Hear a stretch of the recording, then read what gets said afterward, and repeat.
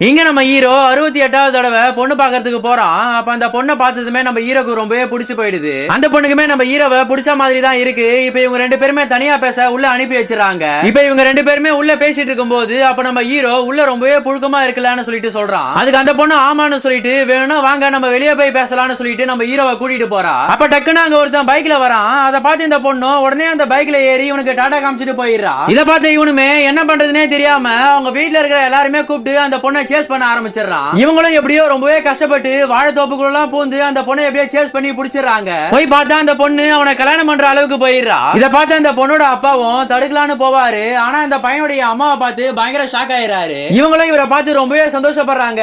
ஏன்னா இவங்க ரெண்டு பேருமே சின்ன வயசுல லவ் பண்ணி இருந்திருப்பாங்க. அது மட்டும் இல்லாம இவர் லவ் பண்ண இந்த அம்மாவுடைய பேரை தான் அவங்க பொண்ணுக்கு இவர் வச்சிருப்பாரு. இவங்களும் இவருடைய பேரை தான் அவங்க பையனுக்கு வச்சிருக்காங்க. சோ அதனால இவங்க ரெண்டு பேருமே நம்மளாலதான் ஒண்ணு சேர முடியல, நம்ம பசங்களாச்சும் ஒண்ணு சேரட்டும்னு சொல்லிட்டு அவங்க ரெண்டு பேருக்குமே கல்யாணத்தை பண்ணி வச்சிடறாங்க. இத பார்த்து நம்ம ஹீரோவுடைய மைண்ட் வாய்ஸ் என்னவா இருக்கும்னா, நாம் யாருக்கு என்ன தீங்கு செய்தோம், நமக்கு மட்டும் ஏன் இப்படி எல்லாம் நடக்கிறது?